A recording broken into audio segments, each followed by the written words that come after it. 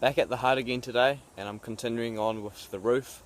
I'm going to go back over to the saplings, cut some more down and then cut them to size before putting them on the roof in the next video. And I'm also going to have to make some more flax rope today, ready for next time.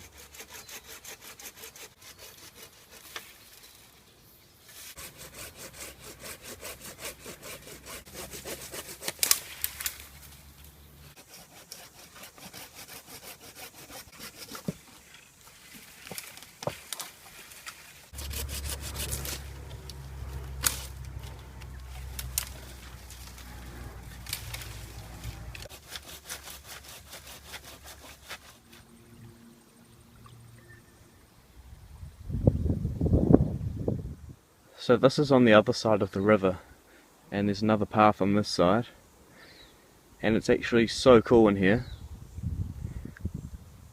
There's a lot of big saplings, and they are back in there. There's huge trees as well. There seems to be some palm trees there. There's a few flax bushes down there, and it's pretty open as well, though there are a few covered areas. I thought it's just a really cool place. It would be pretty cool to build a hut here because it's closer to all the materials that I'll be using, because I would only have to go into that bush over there to get the saplings instead of crossing the whole river. But it is a bit further for me to bike to. Otherwise it's pretty cool. So I'm just exploring this area right now. There's also a little river sort of thing flowing through here. Just a little stream. Which is strange, I'm not sure where it comes from. But yeah. Also, it's summer here right now, or it has been summer, so this is why the river is about this level. But during winter and during really big flood events, this is how high it can get to. So the top of here, where the debris stop building up on the tree. Even there maybe, and then you compare that to the river height, I'd be underwater right now, so I'm not sure if this will affect my hut. Hopefully it doesn't, because it would obviously wash away all the mud on the walls. At least I would still have the structure there, but it's concerning, although it will entail some interesting things to come.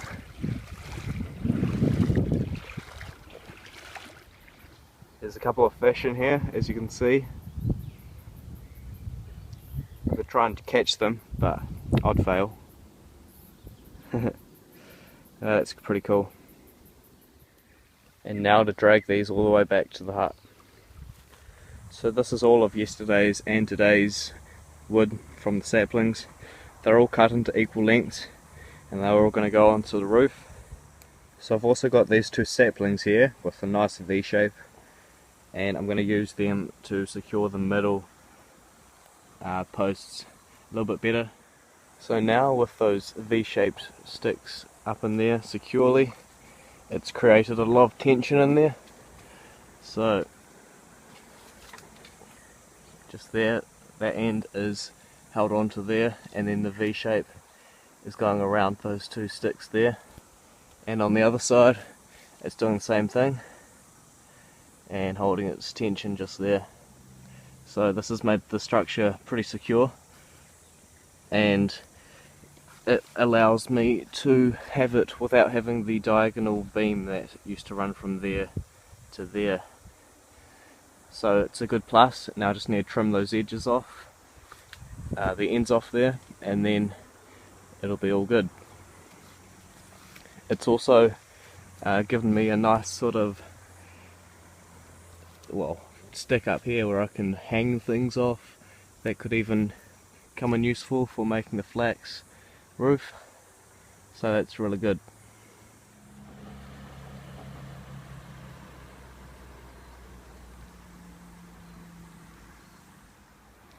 So I've laid down all those sticks onto the roof, and it's looking really good. I haven't tied them on or anything, so they're all just sitting there basically. But it gives me a good impression on how it's going to look before I even put the flax on. Here it is from underneath. And I'm pretty happy with it actually. I'm going to need to get another, well, about double amount of this so that I can cover the other side before I even think about getting flax. So some of these are full length, like this bottom one and most of these. The top ones only go to half lengths, and that's because those specific sticks were a little bit smaller or shorter, or they had really big curves in them, a bit like these ones. So I had to cut them into half lengths so that they would be straighter. But yeah, that's what I'm going to be doing. So I think I'm going to tie them all on using a big load of flax rope, which I can make at home, to this middle one, weaving it in and out for all the way up to here, and then I'm not sure about the other sides. I may not even have to tie on the other sides, so if I maybe just only tie in the middle, that should hold them still, because even without tying them on, they seem to all be staying on there right now. And then I can even cut little dimples into this wood, like little indentations that they'll sit in nicely, a bit like how I've cut notches out of here. I could cut notches out of this wood so that that would sit perfectly in it. But otherwise, considering that this is only half the wall, there does seem to be pretty good headspace in here, apart from having to duck when you go through the wall, sorry, through the entrance here. But that's alright. It's going to be pretty strong, I think. It's got a bit of weight on there, on the roof, so it's not swinging back as much. Also, I've got this in here with the V shape at the end, so that holds it really nice and steady.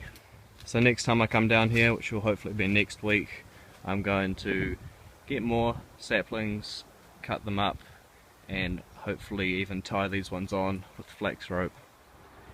And quickly, I thought I'll just add a quick demonstration of what I plan to do. So here is the flax, just 4 little pieces of it that are put in the gaps between the sticks here. These two are on a bottom ledge, that one's on a top ledge, and then if I move them across, you can see if I pile heaps and heaps of them all over the roof, that's going to provide a pretty good roof. Should be pretty waterproof. And then on this side they'll stick through, and what I want to do is get something like a little stick or something, and just like put it through them as like a little pin, so that it like sticks through there, and then if that gets pulled through like that way, it won't be able to go anywhere because the pin will be holding it in place. So that's what I meant by pins, just using little sticks or even little bits of rope. So that's what I plan to do, and it should work pretty well, I think. One last thing, and this is pretty interesting, I've been making flax rope out of just little strips of flax. So I've been taking the flax and then cutting it into little strips about that wide, and then from the strips I've been plaiting together the rope that I've been using. But traditional Maori, who were the natives of New Zealand, they used to use flax a different way to make the rope. They would take the flax and they would cut it along the side, and then they would use a mussel shell to scrape along the side, and then that would basically show all the fibre that's in the plant, or the raw fibre. And I've basically just gone and done that now with this piece, and I've made a little rope out of it as well, and it's pretty strong. I think this would be a better option than using the entire piece of flax. So what I had to do though was obviously scrape the green part off to reveal all the fibre on the bottom, and then I had to bash it with a big stick to get all the sort of meat off it, and then you're left with the plant fibres, which are pretty much like this, and then from that I made this little rope using the plaiting method that I would usually do, just the twist method.